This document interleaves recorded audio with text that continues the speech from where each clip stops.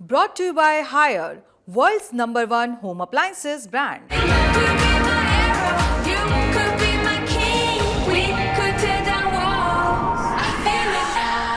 क्या भारत के खिलाफ चीन पाकिस्तान की मदद करेगा?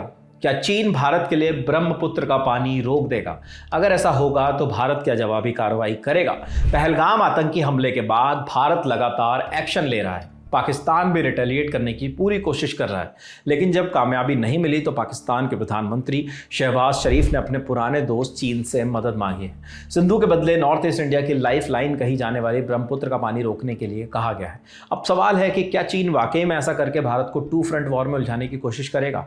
अगर हाँ, तो फिर भारत, पाकिस्तान और चीन के बीच इस 3 फ्रंट पर होने वाले जल युद्ध का अंजाम क्या होगा? आप जानते ही हैं कि भारत ने हाल ही में इंडस वाटर ट्रीटी माने सिंधु जल संधि को निलंबित कर दिया है। ये संधि 1960 में वर्ल्ड बैंक की मध्यस्थता से बनी थी। इसके तहत भारत ने उदारता दिखाते हुए पाकिस्तान को सिंधु बेसिन के 80% से ज्यादा पानी का अधिकार दिया था। लेकिन अब आतंकवाद और लगातार दुश्मनी के चलते भारत ने इस ऐतिहासिक संधि पर पुनर्विचार कर पाकिस्तान को बड़ा झटका दिया है। सिंधु जल का प्रवाह रोकने से पाकिस्तान की खेती, ऊर्जा उत्पादन और पीने के पानी की आपूर्ति पर सीधा असर पड़ेगा। हालांकि इसका प्रभाव तत्काल नहीं दिखेगा, लेकिन लंबे समय में पाकिस्तान के लिए एक गंभीर संकट बन सकता है।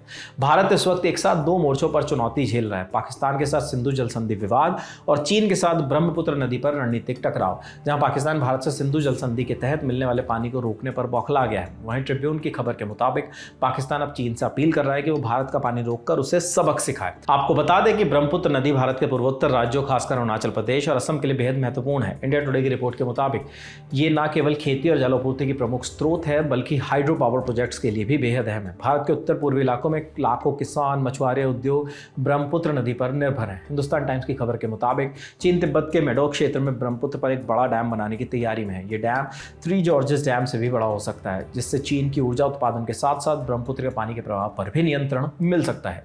चीन ने आधिकारिक तौर पर कहा है कि डैम से भारत में पानी के बहाव पर कोई नकारात्मक असर नहीं पड़ेगा, लेकिन विशेषज्ञों का मानना है कि भविष्य में अगर चीन चाहे तो वह प्रवाह नियंत्रित कर भारत को रणनीतिक रूप से दबाव में ला सकता है। अब सवाल है कि अगर चीन पानी रोके तो भारत पर क्या असर होगा?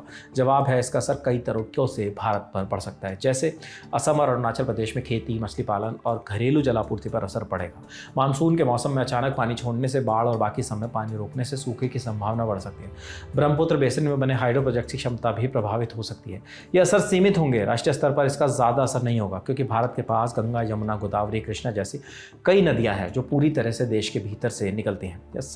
यहाँ सवाल ये भी है कि अगर ऐसा होता है तो भारत इसका जवाब कैसे देगा? फास्ट ट्रैक डैम्स बनाकर इसके लिए अरुणाचल और असम में तेजी से जल भंडारण परियोजनाएं बनाई जा रहे हैं। साथ ही भारत चीन से लगातार बाढ़ के मौसम में जल प्रवाह का डेटा शेयर करने पर जोर दे रहा है। भारत अंतर्राष्ट्रीय मंचों पर चीन से डैम निर्माण में पारदर्शिता और डाउनस्ट्रीम देशों के अधिकारों का सम्मान करने की मांग भी कर रहा है। भारत और चीन के बीच विवाद सीमाओं तक सीमित है, जबकि भारत पाकिस्तान के खिलाफ आतंकवाद के मसले पर बेहद सख्त है। इसलिए चीन के लिए भारत के खिलाफ पानी को हथियार बनाना उतना आसान या तत्कालिक नहीं है जितना पाकिस्तान सोच रहा है। भारत भी जल कूटनीति के मोर्चे पर सतर्क है और हर चुनौती के लिए तैयार है। फिलहाल इस खबर में इतना ही। स्टोरी के लिए तमाम जानकारी जुटाई है हमारे साथी रजत पांडे ने। बाकी जो भी नई जानकारी इस मामले से जुड़ी हमारे पास आती है, हम आप तक वो भी जरूर पहुंचाएंगे। देखते रहिए दी लल्लन टॉक। शुक्रिया।